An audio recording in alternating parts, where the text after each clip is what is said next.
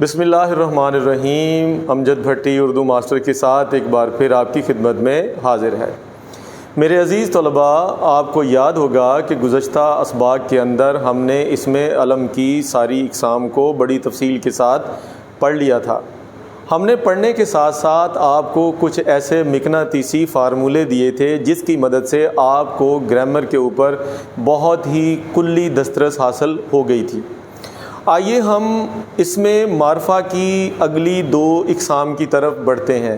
ہماری جو اگلی دو اقسام ہیں ان کا تعلق جو ہے انسان کے ظاہری وجود کے ساتھ ہے اور کچھ کا تعلق جو ہے وہ باطنی وجود کے ساتھ ہے۔ آپ کو یاد ہوگا کہ آپ اکثر اوقات اپنی گفتگو کے اندر کچھ اس طرح کے اشارے دیتے ہیں، ہاتھوں کے اشارے، آنکھوں کے اشارے، جس سے آپ اپنی بات کو سمجھانے کے لیے اس میں آسانیاں پیدا کرتے ہیں۔ اگر فرض کریں کسی انسان کے ہاتھوں کو یوں باندھ دیا جائے، اس کو یوں باندھ دیا جائے اور اس سے کہا جائے کہ آپ نے خبردار اپنے ہاتھوں کو حرکت نہیں دینی، تو عزیز طلباء میں آپ کو بتاتا چلوں کہ آپ کبھی بھی اپنا مافی الضمیر یعنی اپنی بات کو کبھی بھی اچھے طریقے سے سمجھا نہیں پائیں گے۔ تو اشارے یہ کون سے ہوتے ہیں؟ یہ اشارہ جو ہے ہم بعض اوقات ان ہاتھوں کی انگلیوں سے کرتے ہیں۔ مثال کے طور پر اگر ہم اپنے پاس کی چیزوں کو آپ کو بتانا چاہیں کہ یہ کیا ہے، یہ بورڈ مارکر ہے، تو میں یہ جو اشارہ کروں گا، یہ اس کے اوپر آپ نے فوکس کرنا ہے، یہ جو ہے اب اگر میں یہ اشارہ کروں گا کہ یہاں پر آپ کے قریب آ کر کہ وہ بورڈ، تو اس کا مطلب یہ ہے کہ میں نے دور کا اشارہ کر دیا ہے۔ تو عزیز طلباء، بعض اوقات ہم آنکھوں کے اشاروں سے بات کرتے ہیں۔ مثال کے طور پر تو خاموش اشارے ہوتے ہیں، یہ باطنی اشارے ہوتے ہیں، مراد کہ ہم الفاظ کی ادائیگی کو کیے بغیر بہت ساری باتیں سمجھا جاتے ہیں۔ مثال کے طور پر خاندانی موضوعات میں جب معذرت کے ساتھ کچھ خواتین آپس میں بیٹھی ہوں اور انہوں نے کوئی خفیہ بات کرنی ہو، تو بس وہ پھر اپنی زبان کا استعمال نہیں کرتی، وہ اپنی آنکھوں کے اشاروں سے بہت کچھ کہہ جاتی ہیں۔ عزیز طلباء، لیکن آج ہمارا موضوع جو ہے وہ اس میں اشارہ کی دو اقسام کی طرف جاتا ہے، جس کی بات میں نے کی کہ ظاہری اور باطنی۔ آئیے ہم سب سے پہلے ان ظاہری اور باطنی اشاروں کو ڈسکس کرنے سے پہلے ہم دیکھتے ہیں کہ اس میں اشارہ کو ہم دو حصوں میں تقسیم کرتے ہیں۔ ایک کو ہم کہتے ہیں اس میں اشارہ قریب اور ایک کو ہم کہتے ہیں اس میں اشارہ بعید۔ لیکن اس کو سمجھنے سے پہلے ہم اس کی تعریف کی طرف چلتے ہیں کہ اس میں اشارہ یہ ایسا اسم ہے جو کسی شخص کی طرف، کسی چیز کی طرف یا کسی مقام کی طرف اشارہ کرے۔ اب وہ اشارے کون سے ہیں؟ یہ اشارے آپ اپنی ظاہری اشارے کہلاتے ہیں۔ مثال کے طور پر جب میں نے پہلے کہا یہ، اس، وہ، اسے، انہیں، یہ سارے کے سارے اشارے جو ہیں یہ اس میں اشارہ کہلاتے ہیں۔ لیکن یاد رکھیے گا ایک بہت ہی اہم موضوع جو انشاءاللہ ہم کل زیر بحث لائیں گے، وہ اس میں اشارہ کے اوپر ہوگا اور اس میں ضمیر کے اوپر ہوگا۔ جس طرح ہم نے خطاب اور لقب کے درمیان فرق کو واضح کیا، کل کے لیکچر میں انشاءاللہ ہم اس میں اشارہ اور اس میں ضمیر کے فرق کو واضح کریے۔ آئیے ہم اپنے لیکچر کی طرف چلتے ہیں۔ تو میں نے کہا کہ وہ تمام اشارے جو قریب کی چیزوں کی طرف کیے جاتے ہیں، ایک بار پھر سن لیجئے گا، وہ تمام اشارے جو ہم اپنے ظاہری اعضاء سے، ان ہاتھوں سے قریب کی چیزوں کی طرف کرتے ہیں، وہ اس میں اشارہ قریب کہلاتے ہیں۔ اس کے قریب سے مراد قریب۔ اب دیکھیے گا ہم نے یہاں پر کچھ جملہ جو ہے وہ لکھے ہوئے ہیں۔ مثال کے طور پر یہ تمہارا قلم ہے۔ اب آپ اس جملے کی ترتیب کے اوپر ذرا غور فرمائیے گا، تو اس میں ہم نے لکھا ہوا ہے کہ یہ، تو عزیز طلباء یہ جو ہے یہ اس میں اشارہ قریب ہے۔ آئیے ہم جملہ پھر دیکھتے ہیں۔ یہ راستہ صاف ہے۔ اب کون سا راستہ صاف ہے؟ یہ والا راستہ صاف ہے، وہ والا راستہ صاف ہے یا یہ والا راستہ صاف ہے؟ تو جملہ ہمیں بتاتا ہے کہ یہ والا، یہ جو ہے یہ اس میں اشارہ قریب کو ظاہر کرتا ہے۔ آئیے ہم اپنے اگلے جملے کی جانب بڑھتے ہیں۔ اسے واپس جانے دو۔ اب دیکھیے گا یہ میں اسے بھی کہہ سکتا تھا، لیکن چونکہ ہم اس میں اشارہ قریب پڑھ رہے ہیں تو میں اپنے کسی دوست کو، اپنی بہن کو، اپنے کسی بچے کو، اپنے کسی طالب علم کو اس کی طرف اشارہ کر کے کہوں گا اسے جانے دیجئے، تو یہ اس میں اشارہ قریب کی قسم میں آ جائے گا، تو اسے جو ہے یہ اس میں اشارہ قریب کہلائے گا۔ مجھے یقین ہے کہ ہم اس میں اشارہ قریب کو بہت ہی اچھے اور آسان فہم انداز کے اندر سمجھ چکے ہوں گے۔ تو آئیے اب ہم چلتے ہیں اس میں معرفہ کی جو اگلی قسم ہے جس کو ہم کہتے ہیں اس میں اشارہ بعید۔ اس میں اشارہ بعید کو سمجھنے سے پہلے ہمیں بعید کا مطلب سمجھنا ہوگا۔ عزیز طلبہ، جو بعید ہے وہ نکلا ہے، یہ لفظ ہے بود، اور بود کا مطلب ہے دور۔ بود کا مطلب ہے بے عین دال، بے کے اوپر پیش پڑیں گے، بود کا مطلب ہے دور۔ تو دور کی چیزوں کی طرف جو اشارہ کیا جائے گا وہ اس میں اشارہ بعید کہلائے گا۔ آئیے پھر دیکھ لیجئے گا، اس میں اشارہ بعید جو ہے وہ تمہارا دوست ہے، ایسا اشارہ جو دور کی چیزوں کی طرف ہو، دور کی چیزوں کی طرف ہو۔ وہ بوتل ہے، وہ پانی کا گلاس ہے، وہ احمد بیٹھا ہوا ہے، وہ راشد بیٹھا ہوا ہے، اور وہ احمد آج صبح سویرے دوڑ گیا۔ اب دیکھیے گا کہ ہم نے اس میں جتنے بھی جملے بولے ہیں وہ سارے کے سارے جو ہیں وہ اس میں اشارہ بعید کے ہیں۔ آئیے جملوں کی طرف چلتے ہیں۔ وہ تمہارا دوست ہے، کون بھائی؟ اب یہ اشارہ ہوگا کون؟ وہ کون؟ وہ دو دور ہے۔ ہو سکتا ہے کہ یہ ہم اس کو فعل واحد غائب کا صیغہ استعمال کرتے ہوئے ہم وہ کی طرف اشارہ کرتے ہیں۔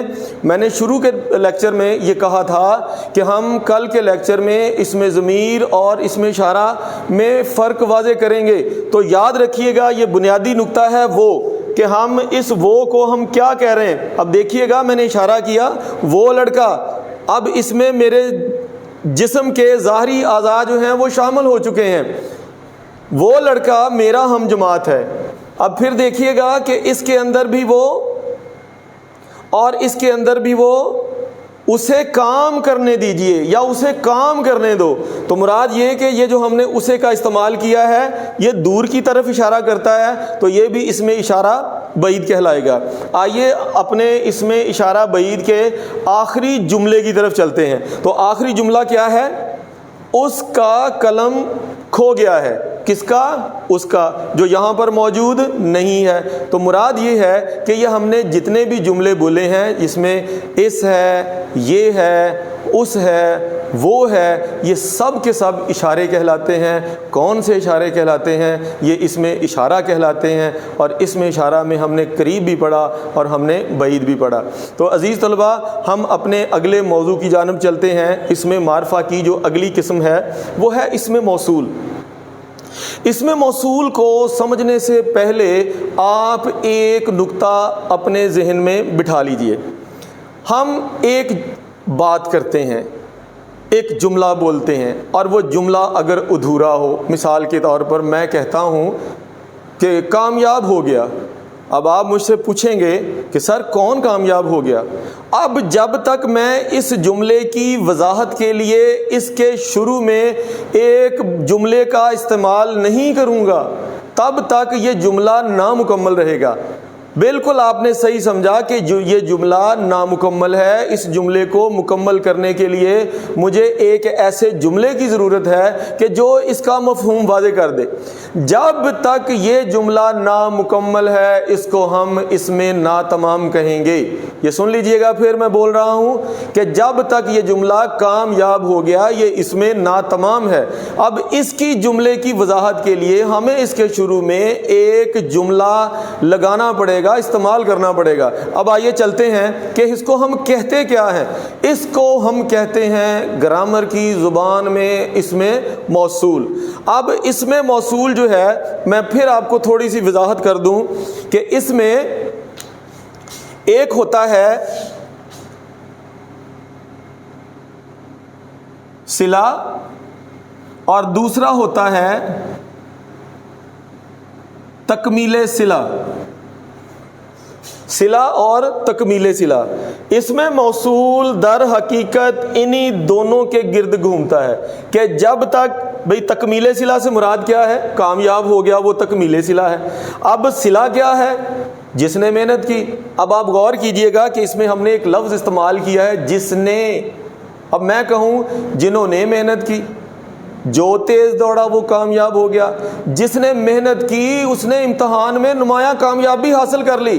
تو عزیز طلبہ، آپ میرے جملوں کے اوپر غور کر رہے ہیں کہ میں نے ان تمام جملوں کے اندر کچھ مخصوص الفاظ کا استعمال کیا ہے، جس کو میں کہا کرتا ہوں کہ یہ میرے مقناطیسی الفاظ ہیں جو آپ کو گرامر آسان فہم انداز میں سمجھانے میں مدد کرتے ہیں۔ تو آئیے سب سے پہلے ہم بورڈ کی طرف چلتے ہیں اور ان مقناطیسی الفاظ کو سمجھنے کی کوشش کرتے ہیں جو آپ کو یہ سب سے مشکل ترین تعریف کو سمجھنے میں آسانی فراہم کرے گا۔ اچھا جی، کون سی آسانی فراہم کرے گا؟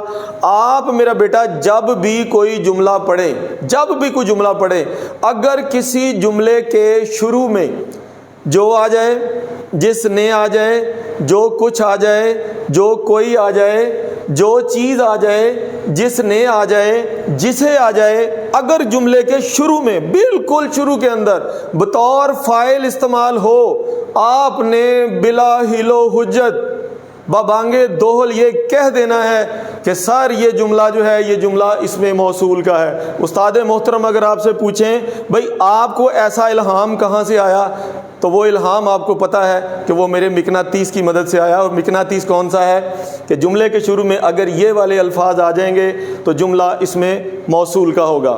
آئیے ہم دیکھتے ہیں، مثال کے طور پر یہ میں نے جملہ ادھورا جملہ لکھا ہوا ہے جس کو میں اسم ناتمام کہتا ہوں۔ یہ دیکھیے گا، وہ کامیاب ہو گیا۔ اب بھئی کون کامیاب ہو گیا؟ کون کامیاب ہو گیا؟ میں کہتا ہوں کہ جس نے محنت کی وہ کامیاب ہو گیا۔ اب آپ غور کریں کہ اس میں یہ جو جس نے ہے یہ جملہ اسم موصول کو ظاہر کرتا ہے، یہ اسم موصول کو ظاہر کرتا ہے، جس نے محنت کی۔ اب دیکھیے گا، جو کوئی تیز دوڑے گا، اب دیکھیے گا اس کے اندر جو کوئی جیسے ہی ہم نے استعمال کیا، یہ پہلے دوڑ جیت جائے گا، یہ جملہ اسم ناتمام تھا۔ اس کی وضاحت کے لیے ہمیں شروع میں یہ جملہ استعمال کرنا پڑا، جو کوئی تیز دوڑے گا دوڑ جیت جائے گا۔ اب ہم اپنے اس اسم موصول کے اختتامی جملے کی طرف چلتے ہیں۔ کامیابی انہی کا مقدر ہوتی ہے۔ اب دیکھیے گا، کامیابی کن کا مقدر ہوتی ہے؟ کامیابی ہمیشہ انہی کا مقدر ہوتی ہے جنہوں نے اپنی زندگی کے اندر آزمائشوں اور مشکلات کا سامنا کیا ہوا ہوتا ہے۔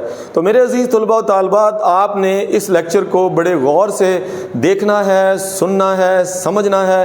ہم نے اسم موصول کو بہت ہی آسان فہم انداز کے اندر اپنے مقناطیسی فارمولوں کے ساتھ آپ کے سامنے رکھنے کی کوشش کی ہے۔ اگر آپ کو سمجھ آ گئی ہے تو آپ نے کیا کرنا ہے؟ اس کو لائک کرنا ہے، اور اگر آپ میرے چینل پہ نئے ہیں اس کو بڑے ہی پیار سے سبسکرائب کر لیں، اور اس کے بعد ایک کام آپ نے اور کرنا ہے، گھنٹی کے نشان پہ جا کے آپ نے اپنے نوٹیفیکیشن کو آل پہ منتقل کر دینا ہے تاکہ میرے آنے والے اگلے مفید لیکچر سے آپ استفادہ اٹھا سکیں۔ بہت شکریہ۔